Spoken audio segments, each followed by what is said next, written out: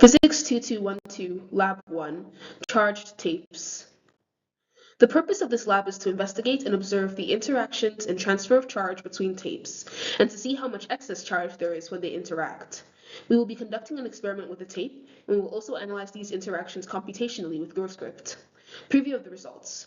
In the experiment, the charged pieces of tape repulsed each other by a distance of 1.25 centimeters or 0.0125 meters. We also determined that the charged pieces of tape were positively charged and that each tape had a charge of 5.792 times 10 raised power minus 9 coulombs with a deficiency of 3.62 times 10 raised power 10 electrons in the experiment. Background knowledge. I made use of Coulomb's law, which calculates the electric force between 2-point charges separated by distance d, represented here as r, where the electric force Fe is equals to 1 over 4 pi epsilon 0 times the first charge times the second charge over r squared times r hat, where r is the distance d. Gravitational force was also used here, which calculates the force of gravity of an object relative to a larger body, here being the force of gravity acting on the tape from the Earth, where Fg is equals to mg times negative y hat, as it's going down in the y direction. I use these equations as they encapsulate the effects being explored in the experiment, and also the assumptions I make later on are made to make this experiment a little simpler, not too complicated to calculate and enact.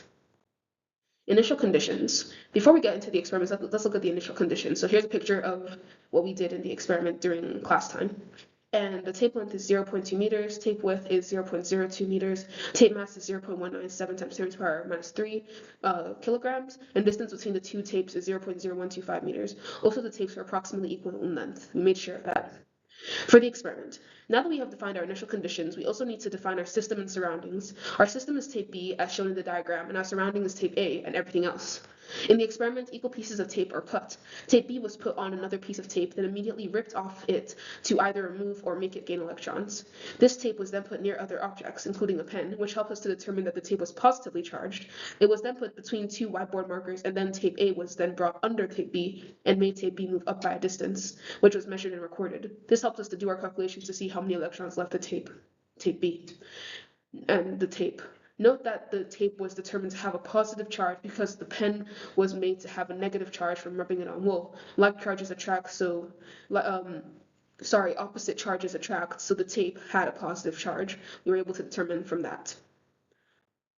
Experiment results. From this experiment, we were able to find that the force of gravity 1.93 times 10 raised to the power minus 2 newtons, that Fg is equals to that's the gravitational force. The electric charge Q of the tape, where Fe is equals to Fg, is equals to 5.79 times 10 raised to the power minus 9 coulombs. That's an assumption we made that Fe would be equals to, the magnitude of Fe is equals to the magnitude of Fg.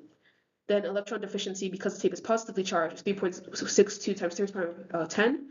And by calculating the area of the tape, we get that the number of atoms is 4.1 times 10 to the power 17, and the ratio of number of deficient electrons to the atoms is 1.13 times 10 raised to the power 7. Now for the computation, null model. The code simulates these physical interactions, and calculates the same values using the same principles as previously discussed.